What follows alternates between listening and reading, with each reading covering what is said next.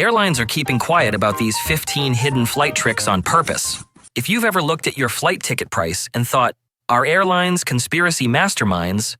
You're not wrong. Airlines are keeping secret hacks hidden from you, like locked boxes of gold, except the gold is cheap flights, free upgrades, and skipping fees, and they don't want you to know how to pick those locks. Today, I'm pulling back the curtain. I'm about to show you 15 hidden flight tricks airlines are keeping quiet about on purpose.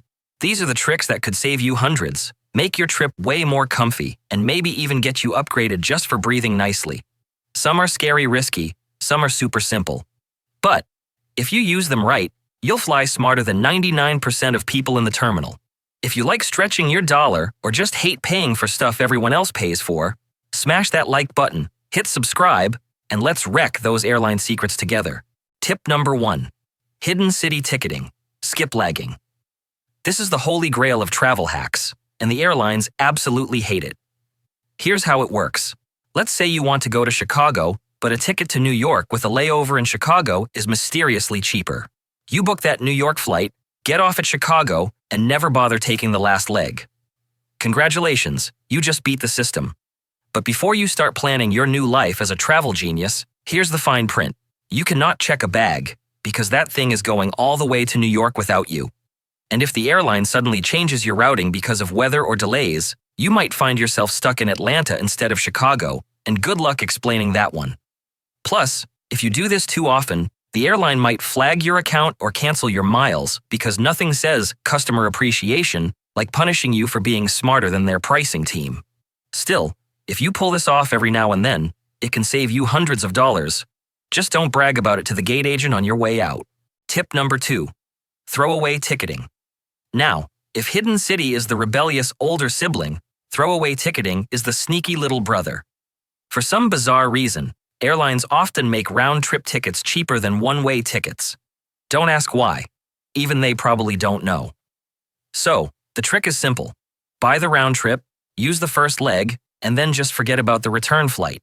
It's basically buying a 2-for-1 pizza deal and saying, nah, I'm good with just this slice. But there are rules to playing dirty. If you skip the first flight, the airline cancels the entire ticket. Poof, gone. So the only safe way is to use your departure and then ditch the return. And again, no checking bags, unless you're okay with your luggage going on a nice little holiday without you. Some airlines have started cracking down on this, so you don't want to make a habit of it, but used sparingly, it's a solid way to beat them at their own game.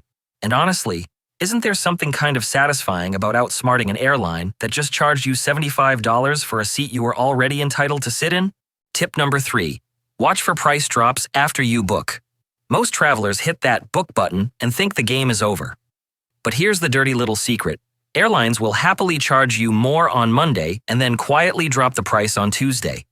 Do they email you about it? Of course not. They're too busy counting your money. Here's where you can win. Some airlines and booking sites actually let you rebook if the fare drops, but only if you ask, and certain credit cards even cover the difference if you file a claim.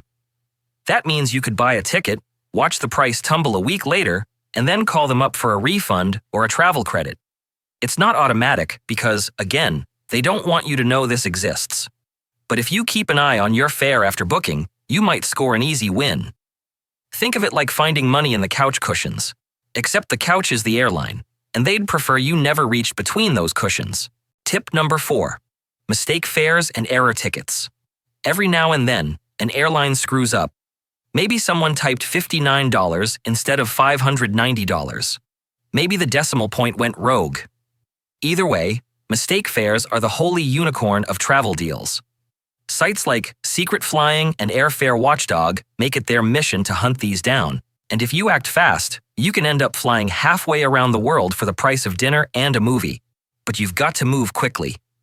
Airlines don't like losing money, and once they catch the mistake, it's gone. Sometimes they honor the fare, sometimes they cancel it. It's a gamble. Still, when you see a $200 ticket to Europe pop up, it's worth the risk. It's like winning the lottery, except instead of money, your prize is spending 8 hours in a middle seat next to a guy who thinks socks are optional. Tip number 5. Booking at the right time and day. Airline pricing is basically a mood ring. Prices change depending on the day of the week, how far out you book, and sometimes what color shirt you're wearing when you check the website. Okay, maybe not the shirt, but it feels that random. Studies have shown that midweek flights, especially Tuesdays and Wednesdays, are usually cheaper. And booking early morning or late at night can also save you money, since fewer people are searching then. Oh, and here's another trick airlines would rather you ignore. Use incognito mode or clear your cookies when you're searching.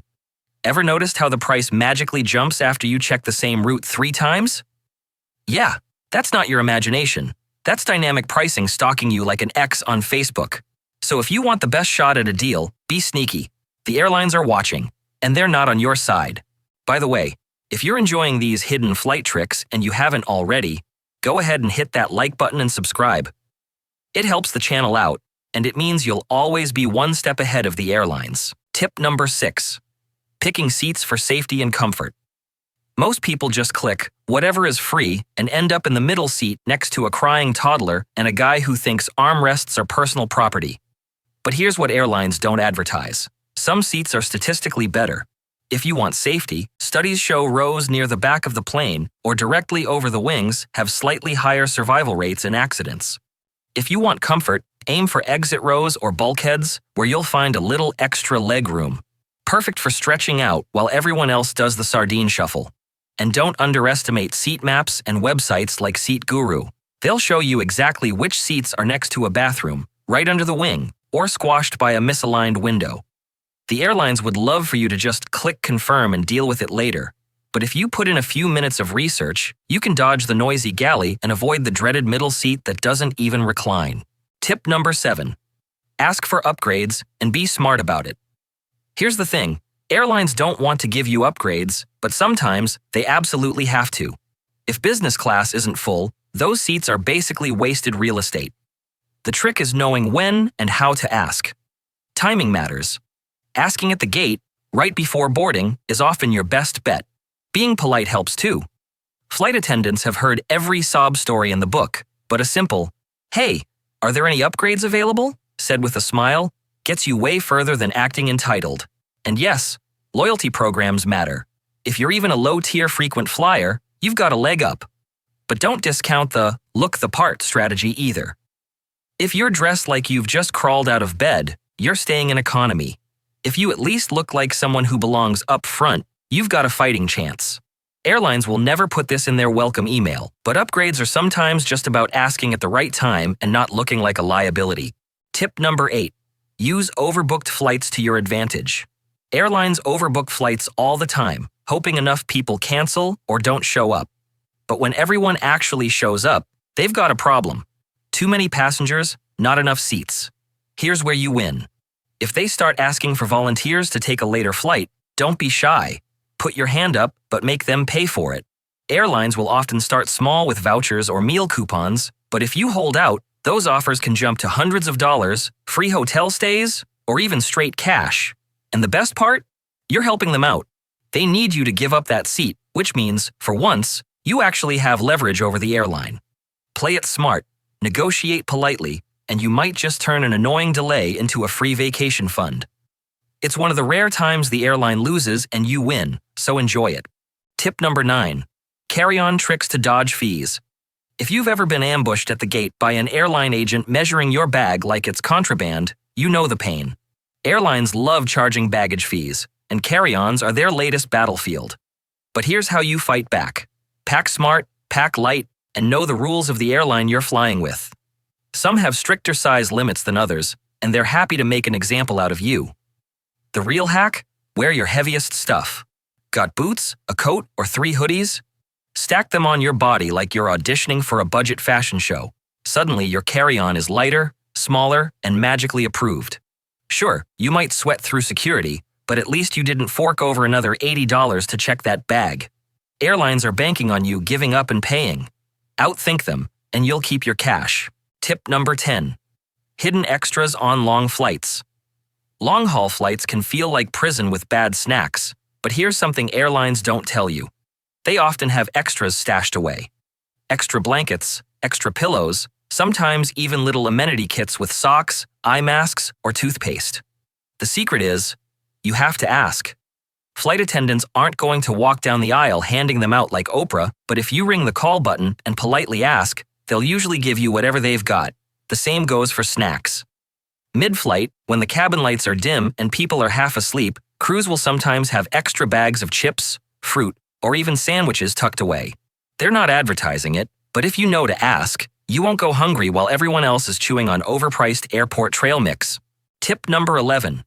Use alcohol wisely. Ah yes, the free booze. The part of flying that makes people suddenly think 9 a.m. is a great time for vodka. If your airline offers complimentary drinks, the trick is to order early, ideally before meal service, when the crew isn't drowning in requests. If you wait until the cart rolls through, you're getting whatever's left at the bottom of the bottle. But here's the other side. Moderation. Airplanes are dry environments, which means alcohol hits harder and dehydration hits faster. Translation: 2 gin and tonics at 35,000 feet will feel like 4 at sea level, and nobody wants to be that person stumbling to the bathroom while the whole cabin watches. Be strategic, enjoy the perk, but don't ruin your flight or the one after it. And if your airline charges for alcohol? Do the math. Sometimes splitting a mini bottle with your travel buddy gets you twice the fun at half the cost. Tip number 12.